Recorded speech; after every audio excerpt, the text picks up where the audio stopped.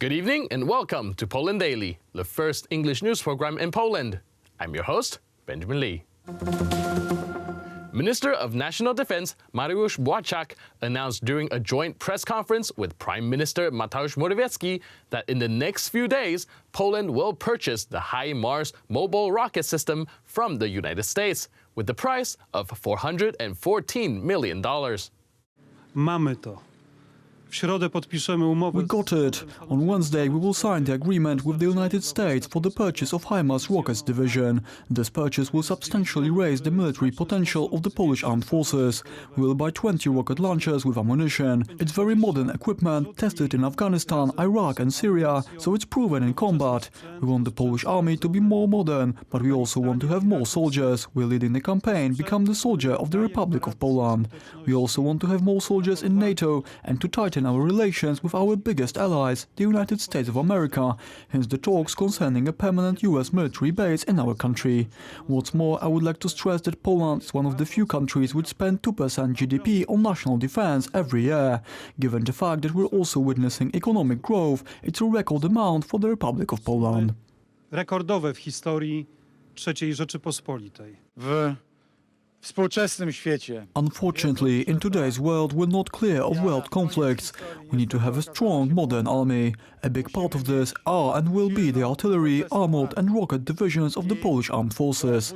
I had the chance to see with my own eyes today that we're on the right path to achieve that goal.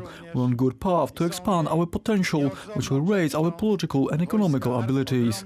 The importance of our country in the EU and in the world depends very much on the state of our army. W Europie i znaczenie Polski w świecie. The Yellow Vest protest is extending into the 13th week, with over 51,000 dissatisfied French in the streets expressing their dismay of Emmanuel Macron's politics. The demonstrations see little signs of de-escalation, with more injuries to citizens as well as properties being reported. The Yellow Vest protesters' intense demonstrations carry on with little sign of disbanding anytime soon. In many places, clashes with the police were reported. In Paris this weekend, one of the participants of the protest lost 4 fingers when the crowd tried to force their way into the parliament. Taxes have been raising for 40 years. We want to make our opposition clear. Therefore, since November 17th, we are out here on the streets. We will protest every Saturday until changes have been made. We are determined. Most of the concerns voiced by the protesters were financially related, and much of it comes from what the protesters see as overtaxation. The most important thing for the inhabitants of France now is to improve their financial situation, primarily to increase purchasing power and satisfy basic needs. Many people sleep on the streets because there is no work for them. They do not have food nor a roof over their heads, and these are the most basic needs. In the northwest of France, the house of the President of the National Assembly, Richardson, was set on fire. The prosecutor's office declared that it was deliberate arson. The action was denounced by President Macron. Nothing justifies violence against a representative of parliament. We give our support for Richard Ferrand and his family. The Yellow Vest movement rejects the president's proposal to conduct a national debate, but instead demands the right to legally binding national referendums. Andrzej Duda, the Secretary of State in the cabinet of the Polish President Andrzej Duda, spoke on a program in Polsat News TV. He mentioned that the Polish president will announce the date of the National Day of Mourning after the death of the first anti-communist prime minister, Jan Olszewski. The president will announce his decision to establish a National Day of Mourning. The exact dates will be revealed then. Terminy od kiedy do kiedy, w jakich dniach ona będzie obowiązywała. So this mourning will last longer than just one day. Jednodniowa, tyle mogę powiedzieć na dzień dzisiejszy. Yes, I can tell now that this National Day of Mourning will be longer than one day. That is because Jan Olszewski was an extraordinary figure in Polish recent history. He was one of the most distinguished Polish people. Those who had the privilege of knowing him personally were lucky. As we just heard, he was a hero in the times when it was not so easy to be courageous, and he played one of the most difficult roles as he was a defender in all those political trials. He always had this pro-state attitude. Today, The three largest right-wing parties in Spain organized a mass protest in Madrid against the decision of the socialist government to initiate talks about the political future of Catalonia with the Catalan separatists. Up to 50,000 people participated in the largest protest in Spain since the socialist formed government in June 2018. The demonstration in Madrid was organized by three right-wing parties, Partido Popular, Ciudadanos and Vox, the same parties which recently removed the socialists from power in the region of Andalusia. The protest was held around the statue of Christopher Columbus in Colón Square. The protesters decried the position of the socialist minority government to start talks with the Catalan separatists and demand a snap election to be called. First of all, we should back the government, but that's as long as the justice is fair for everyone. We came here to defend Spain. We are here with Spain and with Europe. And if the Catalans, these people who want to be separatists, want to be like that, they should come to the parliament and defend it, but at the same time they have to respect Spanish laws. Other protesters stated that they are tired of the government caving in to the separatists. We want the government to stop siding with Catalan separatists and that the laws and the constitution are followed. Nothing else, just the laws to be applied. The socialists hold just a quarter of the seats in parliament and rely on backing from the far-left party Podemos and Catalan separatists to pass legislation. The government will face a key vote on Wednesday on its budget proposal for 2019. The Catalan separatists are threatening the socialists that they won't back the budget unless concessions are made on the issue of independence for Catalonia. Failure by the parliament to approve the budget bill is likely to end in a snap election, an election which the three right-wing parties behind today's protest have high chances of winning. That's it for today. See you next time on Poland Daily. But stay tuned for the Poland Daily Weather Report, followed by Poland Daily Business.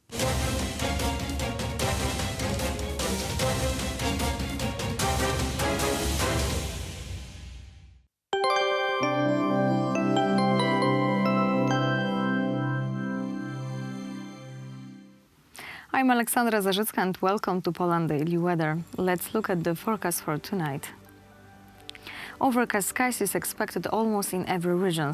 Temperature will grow up a little to 4 degrees in Szczecin. In central Poland, temperatures will range about zero. The coldest place that night will be Podlasie and Lubelszczyzna with -1 degree. Let's see the forecast for tomorrow. Temperature will increase to 6 degrees. On the northwest, we will see a lot of sun. Sunlight will appear on the southeast as well. Snowfall is expected around Podlasie and Mazury. Let's check the weather for the next days. Tuesday will bring us more snowfall, which will appear in the east and central Poland.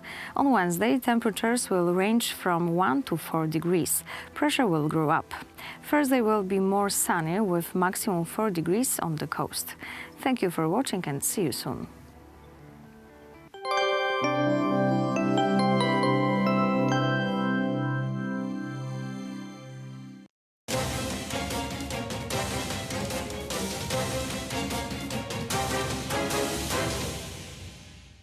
Poland Daily Business Edition. Tonight our guest is Professor Grzegorz Karwasz of Nicolaus Copernicus University and expert of International Atomic Energy Agency. Sir, welcome to the show, and obviously we will talk about the new form of energy and the nuclear plants that Poland is not building but should do. Are pretty common, but there are new forms of gathering energy, of splitting atoms. Yes, well, nuclear energy traditional nuclear energy comes from splitting uranium. Uranium is a rather rare element on Earth, so we will have uranium ores for some 50 years with the present rate of production and using uranium. So it means that in 50 years we will need new sources of energy. And one of the solutions would be thermonuclear energy, which comes not from splitting uranium, but from synthesis of helium. Helium is the element which is in a sun. The name comes from sun because it was first discovered in sun. We know that we have very little helium on Earth, but we have a huge amount of hydrogen which is used by sun, let's to say, to build up helium.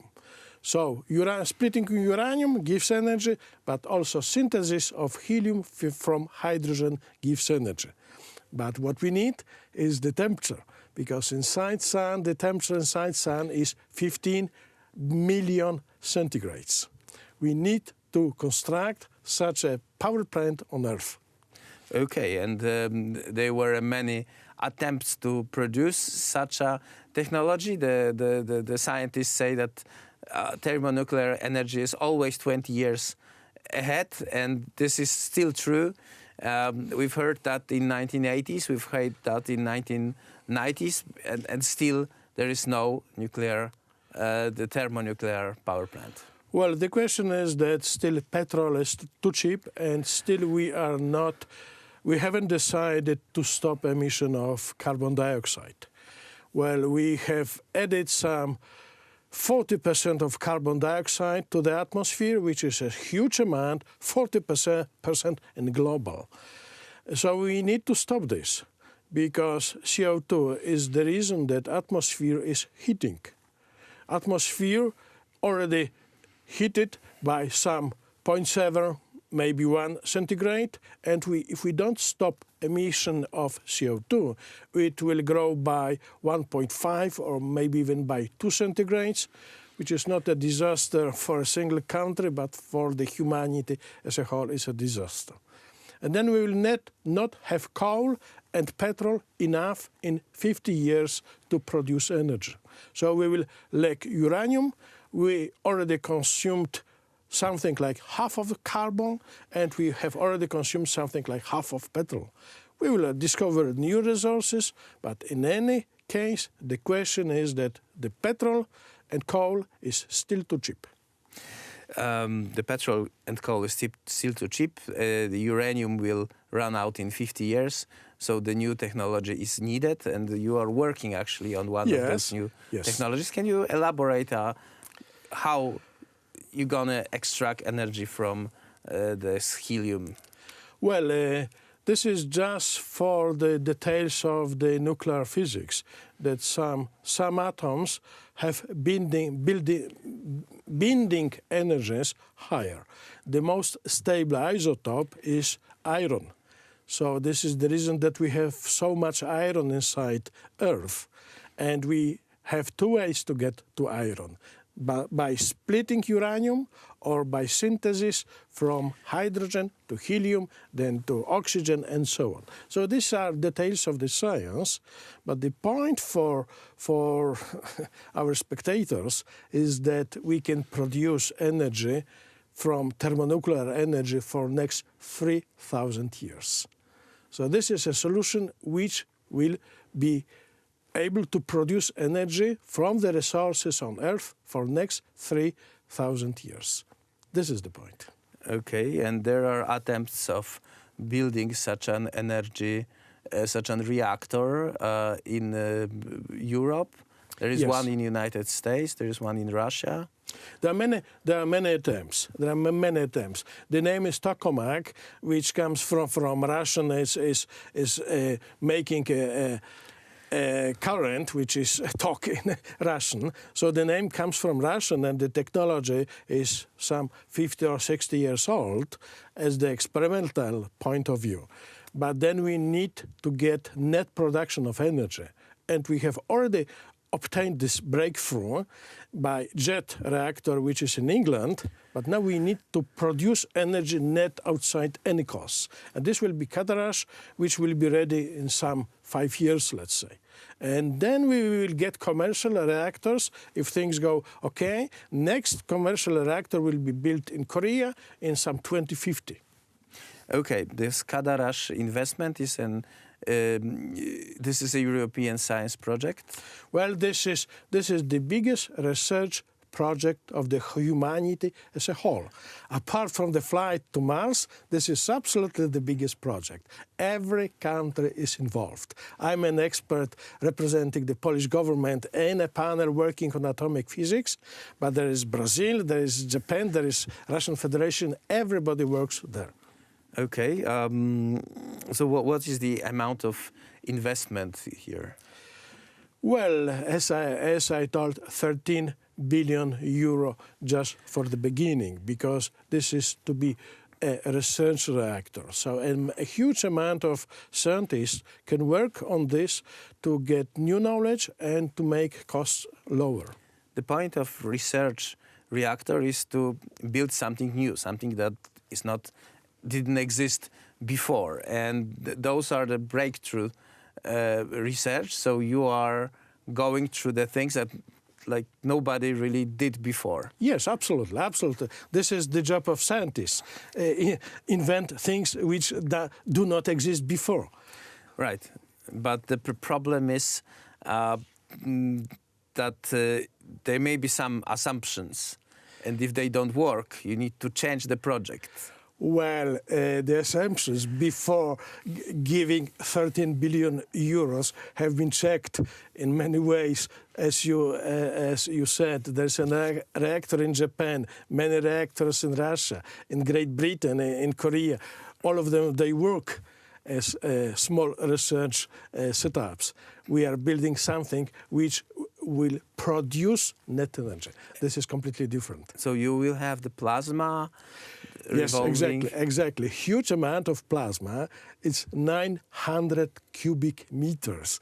This is like a building of plasma, and the temperature of plasma will be 150 million centigrades, 10 times more than inside sun.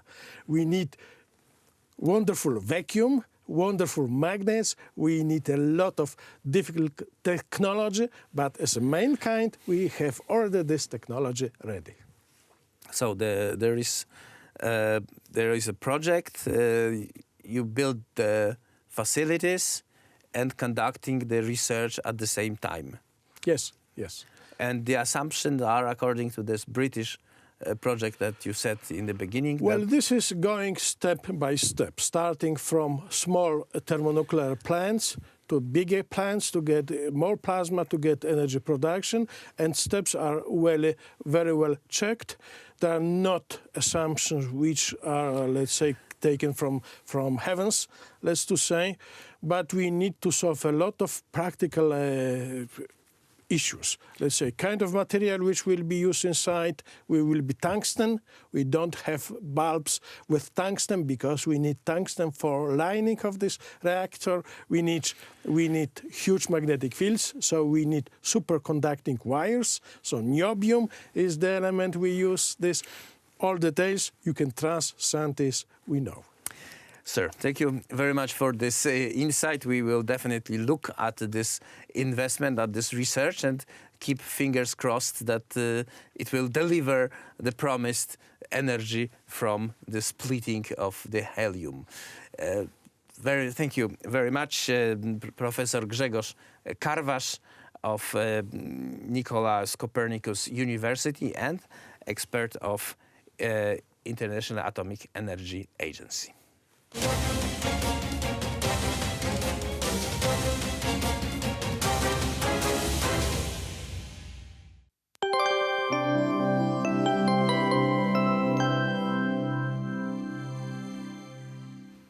Welcome back to Poland Daily Weather. Let's take a look at the forecast for tomorrow. Temperature will increase to 6 degrees. On the northwest, we will see a lot of sun. Sunlight will appear on the southeast as well. Snowfall is expected around Podlasie and Mazury. Now let's check the weather for Europe. In the Balkans, temperatures will range from 6 in Bucharest to 13 in Athens. Still warm in the Iberian Peninsula. Temperatures will range between 13 to 14 degrees. British Islands also with good weather with sunny sky. There the temperatures will range from 7 to 9 degrees in London. Thank you for watching and goodbye.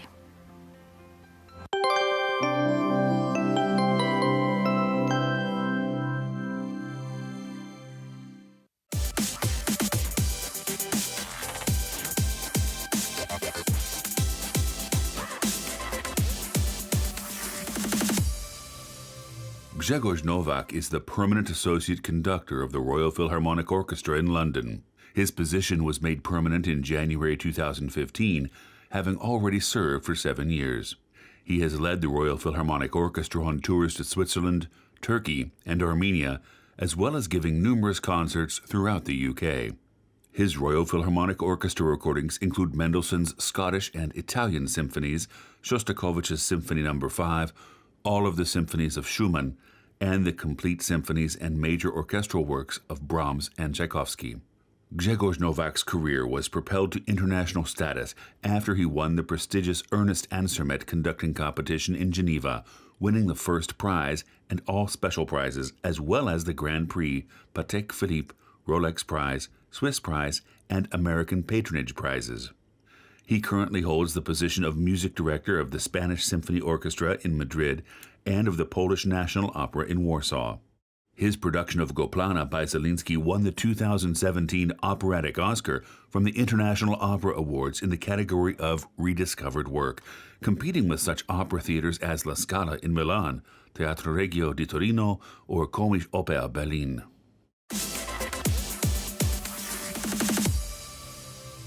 Welcome to Poland Daily Culture. Hello. So I would like to start off by asking you, how has your Polish roots affected your career and your musical tastes? Oh, I grew up in Poland.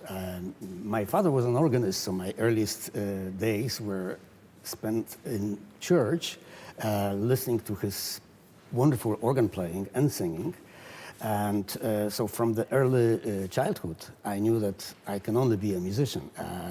In fact, in the kindergarten, children would often play, well, one day they want to be a doctor, another day they want to be an engineer or a nurse or a fireman, and I always wanted to be a musician. So I was kind of boring for my colleagues because I always knew that there is no other way for me but to be a musician. And of course, as a child, I was given the violin, and I studied violin. Then I entered the music academy as a violinist, but I also wanted to be a conductor and composer.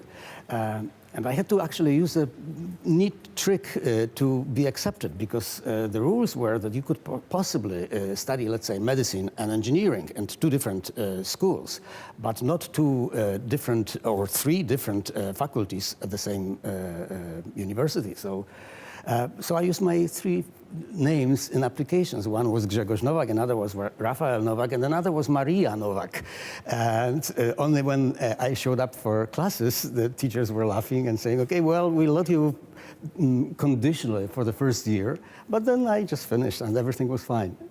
And of course, during this education period, I grew up with Polish music, especially Chopin had this huge influence on me. But of course, also the international music, you cannot just be confined to music of one nation. And that's how it came to life. My first job was as a concertmaster at Music Theatre, while still a student. But then, as soon as I finished, I was offered to create the new orchestra, orchestra and opera in north of Poland. And it was a tremendous experience.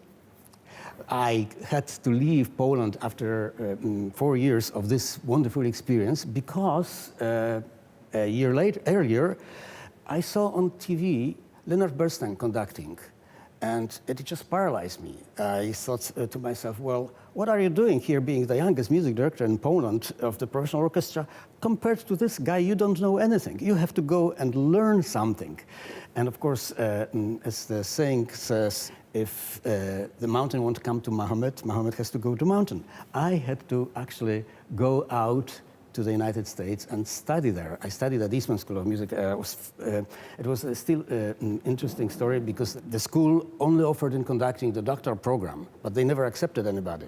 So that was challenging enough for me to actually go there and apply for this. And when I arrived for auditions, they asked me, well, how do we pronounce your first name? And it settled to Grzegorz, which was hard enough accent, but pronounceable.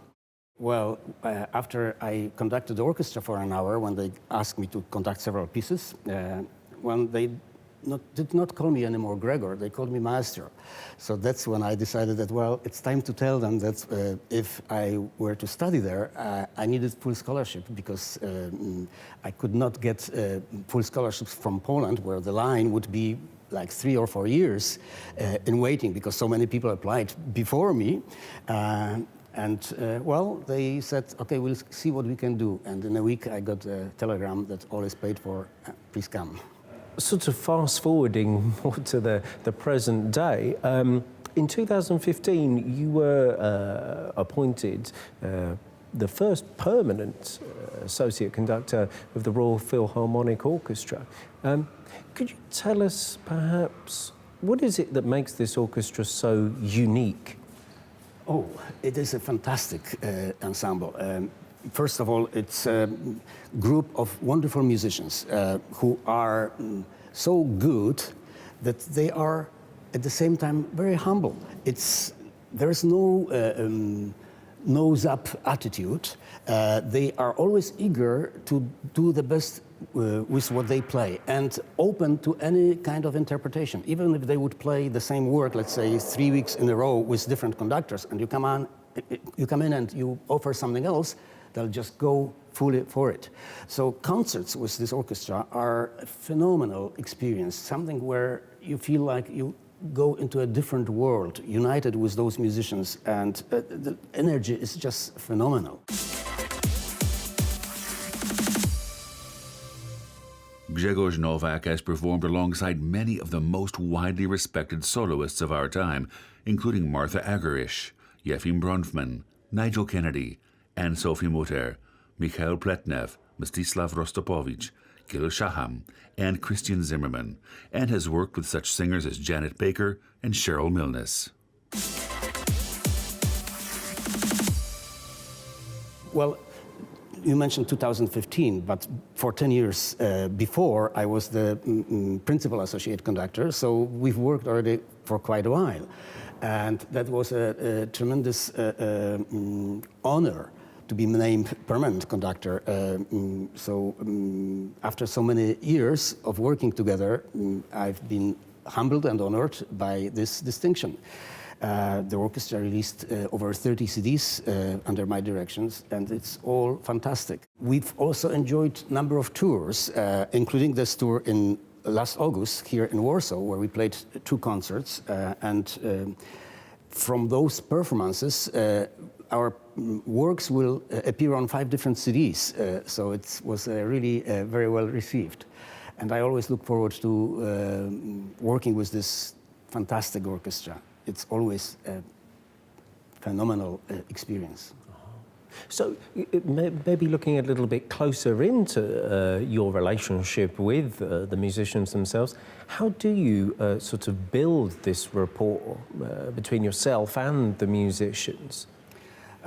It's a bit complicated situation when the conductor comes in front of the orchestra and wants to do a work. Musicians are fantastic professionals, and they've done most of those works many times before, so they often have ideas.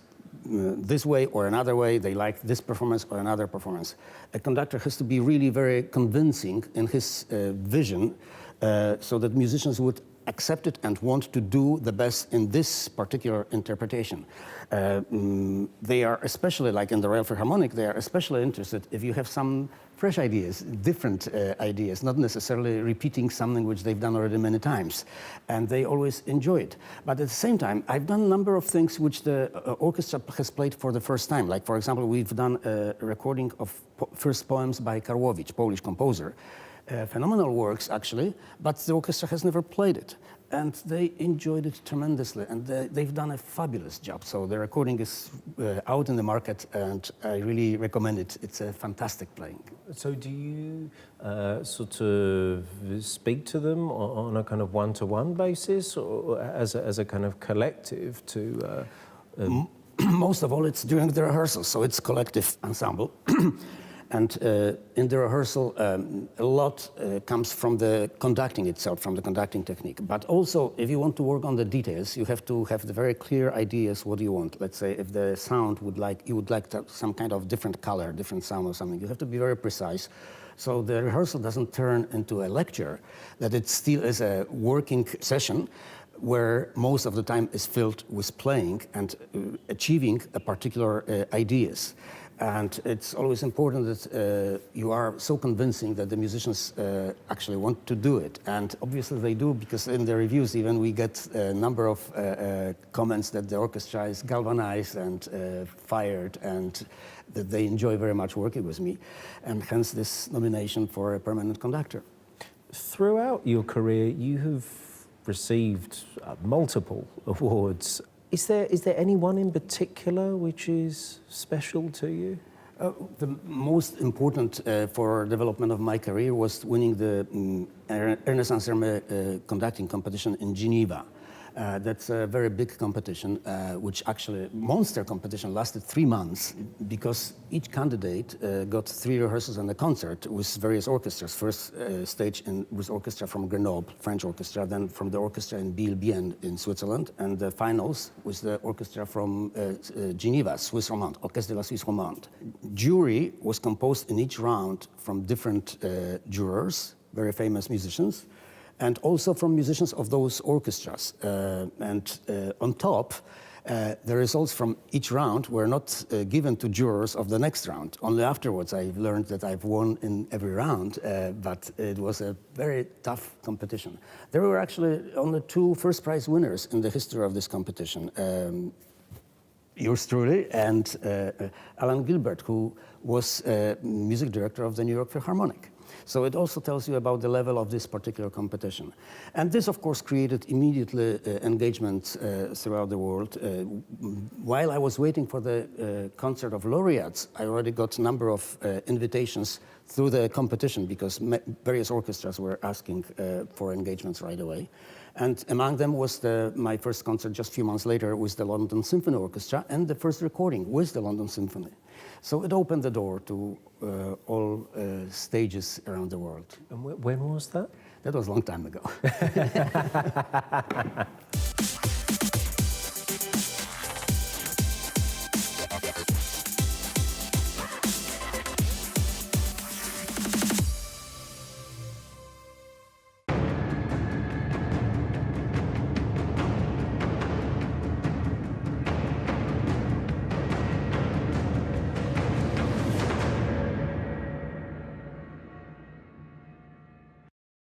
Ladies and gentlemen, welcome to Poland Daily History. Today we are at the Warsaw Citadel, a structure built by the Russians in the 1830s and later on used as a prison for political dissidents and fighters of the January Uprising of 1863 to 1864.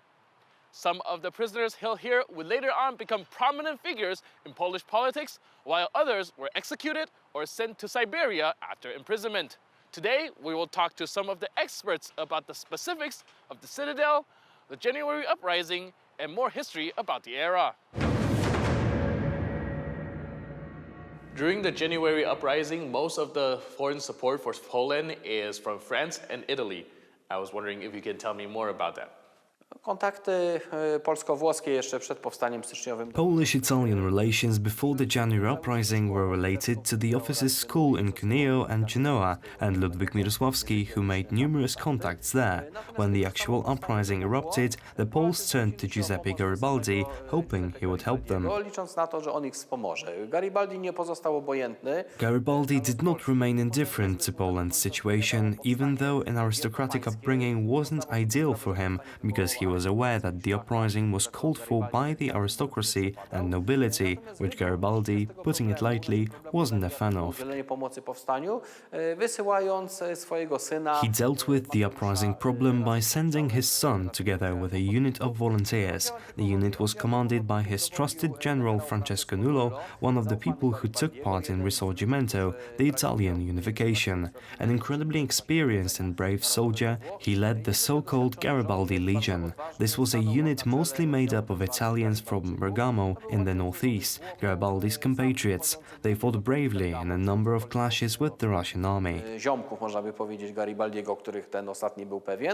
Unfortunately, Francisco Nulo himself was heroically killed in the Battle of Krzykawka. Nulo's adjutant, Elia Marchetti, who unsuccessfully tried to shield him, survived and was one of the prisoners of the 10th Pavilion and was later one of the many veterans who were forcibly deported to Siberia. General Nulo was honored with a monument that stands in Warsaw today. He was a particularly popular figure in the interwar period. So what about the support from friends?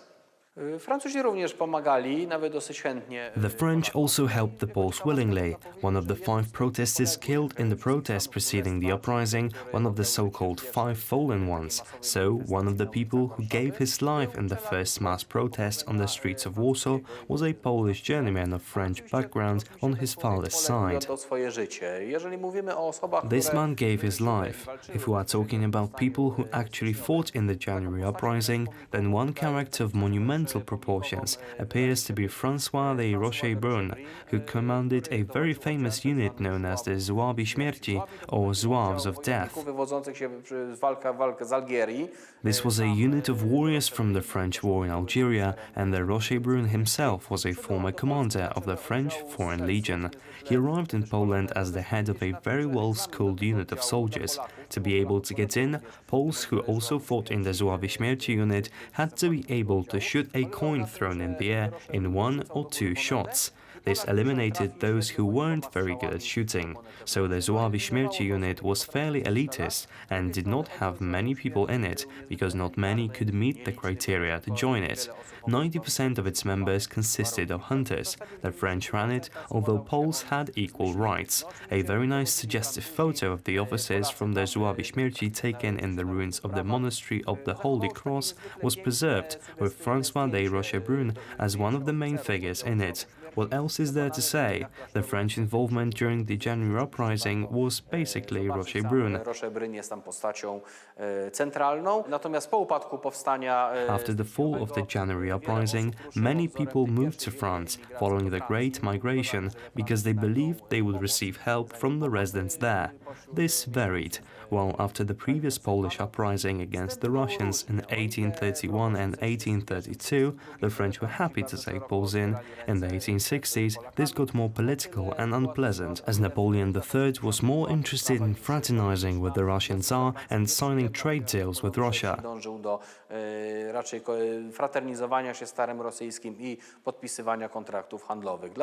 That's why some of the French shed blood in their January uprising, but did not provide much help to combatants of the uprising.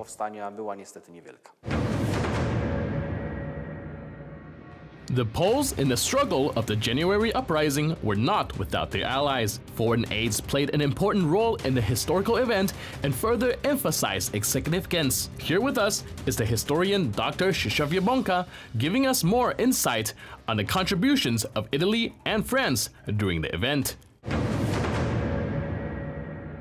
After the outbreak of the January uprising, many of the Poles are expecting outside help from the foreign countries. Did they ever come? Did that ever happen? And if we did get foreign aid, in what forms and where do they come from? Początkowo powstanie cieszyło się ogromnym entuzjazmem. At first, European nations and governments reacted with great enthusiasm about the uprising. The French Napoleonic government, whose emperor was Napoleon III, Napoleon the Great's nephew, as well as Palmerston's British government, wrote to the Tsarist government to get out of these lands. The Tsarist government ignored this, even though it had been recently defeated in the Crimean War by the Western powers, and the Russians had concerns that if these nations push the issue further, they will have to retreat. The Poles' biggest enemy, as usual, were the Prussians, who made a secret deal in St. Petersburg through General Gustav von Alvensleben in February 1863 to mutually support each other in fighting off the Poles. The uprising didn't occur in the Prussian partition, but any attempts to cross the border to take part in the uprising were actively combated occupied by the Prussians. As well as this, the Prussians were supplying the Russian army when they fought the Poles. They informed them where they could find various units of the uprising. They logistically and militarily supported the Tsarist army in the fight against the Poles. Walkę z Polakami toczoną przez wojska carskie. Ciekawą postawę zawarła Austria. The reaction of Austria was interesting. They decided to support the Western powers because they feared Russian domination in the Balkans. The Austrians also demanded the Tsar withdraw from Polish lands. Od cara wycofania się z ziem Rzeczpospolitej. Wsparli czynnie, nie tylko dyplomatycznie, najbardziej Włosi. The Italians showed their support the most, not just diplomatically, but also actively. A few hundred Italians under the leadership of General Francesco Nullo went to Poland to help the Poles. About 500 Hungarians fought in the Polish uprising, as well as a few dozen Swedes, mostly military doctors. Great Britain equipped and sent 2 ships with reinforcements and equipment, the Emily and the Ward Jackson, which managed to get through to the Lithuanian coast via ports in Malmö and Copenhagen, and around 300 migrants and foreigners supporting Poland landed in the Lithuanian port of Połąga, among them the Russian Mikhail Bakunin, who claimed he fought for Poland because he loved Russia. Niech był Rosjanin Bakunin, który walczył o Polskę, ponieważ kochał Rosję, jak twierdził. Również opinia rosyjska się podzieliła. Feelings in Russia were mixed, alongside the opinion that everything Polish must be fought off and the Poles were Slavic traitors. There was an appeal published in Alexander Herzen periodical Kolokol to fight along with the Poles because they were fighting the Tsar for freedom of the Russian people. Za nas walczą z caratem o wolność ludu rosyjskiego. Caucasian nations fought in defense of Poland as they intensified their own armed struggle against the Russians, and by doing so drew an entire Russian corps, originally intended to suppress the uprising, on themselves. Należy wspomnieć gwoli sprawiedliwości. Finally, the Danubian nations should be mentioned, so Moldova and Wallachia, which hadn't united into the state of Romania yet. They quietly supported the uprising, but fearing Russia, decided against allowing through around 5,000 rifles, which Napoleon had sent to help the Poles. So there was help, but it turned out not to be enough. Na pomoc. Jednak pomoc była, ale okazała się niewystarczająca. The January Uprising was one of the most pivotal moments in the era when Poland was partitioned. The Poles would later on spend decades debating whether or not they had taken the correct path of resistance. During the interwar era, the veterans were treated as heroes, and they would later on serve as an inspiration for the soldiers fighting in the 1944 Warsaw Uprising. That's it for today. I'll see you next time on Poland Daily History.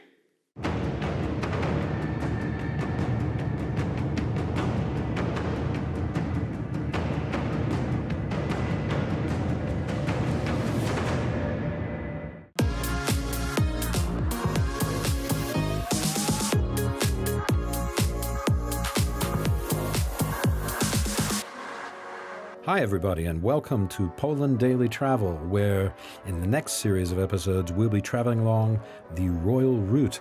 That's right, the Tract Królewski in beautiful Warsaw. We'll be starting in the historic Old Town at the Cathedral of St. John. Then I'll be walking and talking with my friend Artur Górniewski as we proceed south along Krakowskie Przedmieście to the center of the city. You'll get to know the landmarks and historical places of interest that are most essential along the Royal Route. So stay with us. You won't find anything this comprehensive anywhere else. Poland Daily Travel walks and talks along the Royal Route.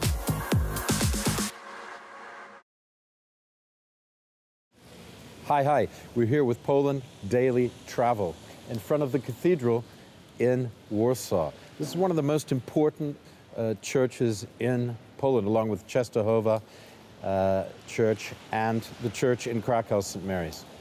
We're going to go inside and meet a friend of mine called Artur. And Artur is going to explain to us exactly what the history is here. So let's go in and meet him. Okay? Let's go.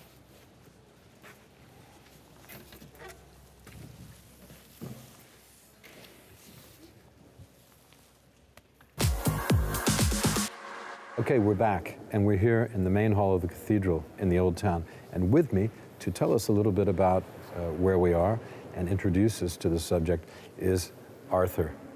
Artur, tell us some of the relevant and important facts about this cathedral. Of course, Will. Yeah. The place that we are standing in at the moment is St. John's Archcathedral. That's first most important church in Warsaw, constructed in 1370, 14th century. The church that soon became the most important church of a city that became our capital. So that's what we know. Poland moved the capital from Krakow to Warsaw, and what was extraordinary thing about our kingdom is the fact that we were electing our kings in a democratic way. So when there are elections, there are candidates. When there are candidates, there are promises. And after the candidate was elected, he had to sign his promises called Pacta Conventa, what I will do for society, what I promised in the campaign, I will really do it. And then the kings kneeling in this church were signing this very important document, and then later on they had to accomplish what they promised, which represents the fact that the Church of St. John's is not only about our religious history, but it's also about our secular history. And that's why flags that we can see above our heads are representing to our military history, and these are regular flags of Poland throughout the centuries. Current flag, current colors, white and red, were adopted in 1792. That was an anniversary, that was the first anniversary of the moment when Poland adopted its constitution. But previously, Polish flag was consisting an eagle, that's symbolizing Poland, and Lithuania, represented by a rider, and this combination is represented on the flags above our heads.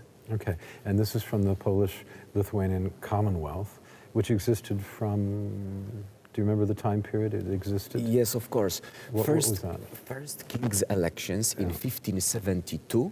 Okay. So that was the first moment when Polish and Lithuanian nobles were voting who shall be the first king of Poland. And then Polish-Lithuanian Commonwealth lost the independence in 1795. Right, so it's a later Elizabethan time, or beginning of Elizabethan time, yeah. And how long did it last, Artur, the Polish-Lithuanian Commonwealth?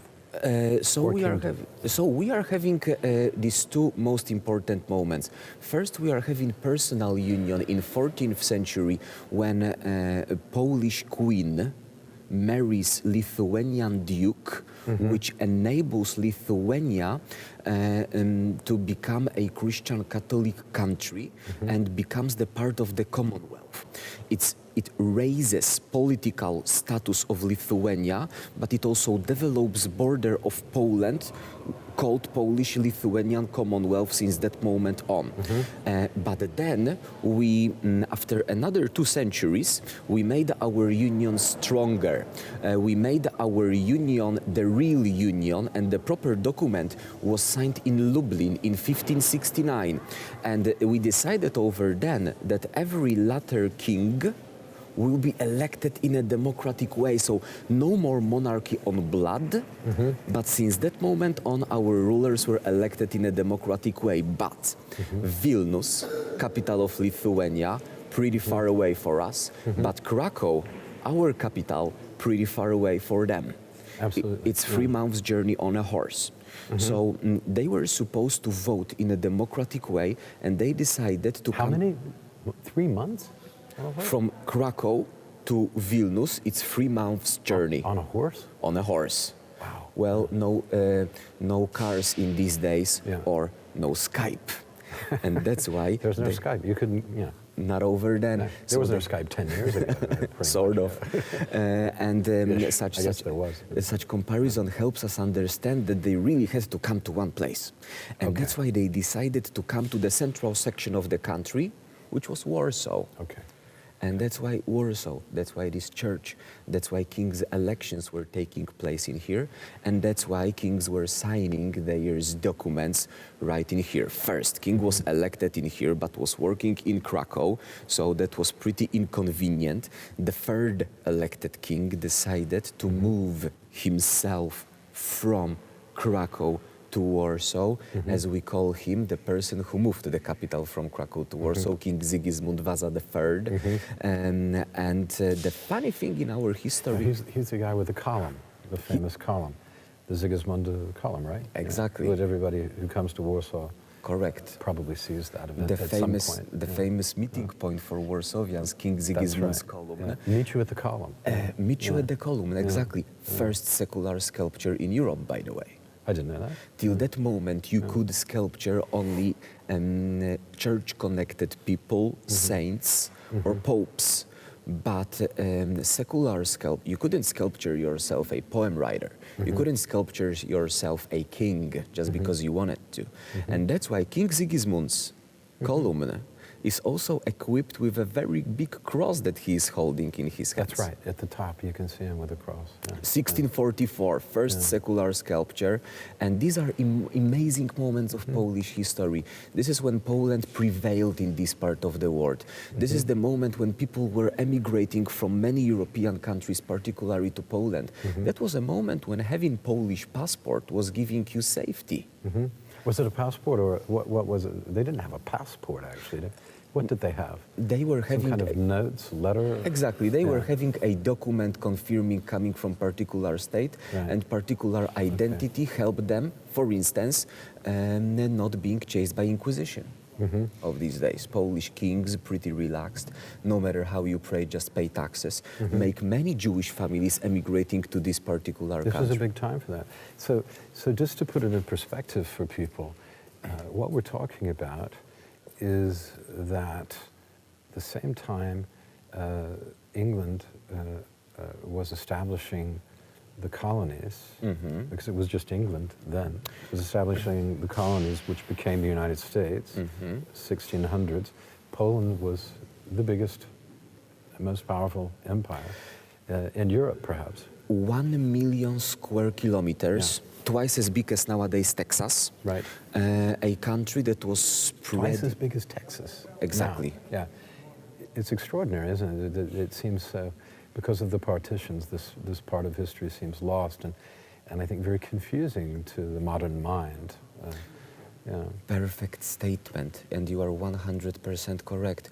What we nowadays know, recall, remember about Poland is World War II, is communism, and nowadays economical situation in here gets better.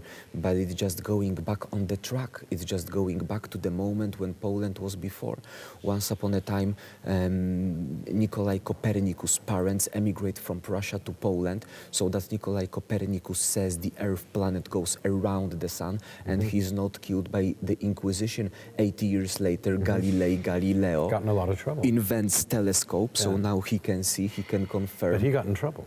Galileo from the church. Correct. Yes, he was imprisoned, he was tortured, he was killed eventually, and before he died, he had to say that everything what he claimed before was wrong. Right. Poland and the Commonwealth was protecting its borders. We are having huge and flat country, very fertile soils. It is extremely good for growing things, but as we even see today, as Polish agriculture and cattle farming is very is prevalent and one of the main places in Europe, I guess you could say. But at the same time, it's easy to invade, which brings us to the Constitution. You were going to tell us something about, there's a memorial there dedicated to the Constitution. Shall we walk? Let's walk over there. Come on. Yeah.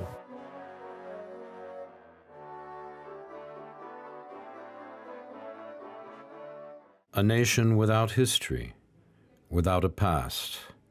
It found itself homeless. A nation without a future. Cardinal Stefan Wyszynski.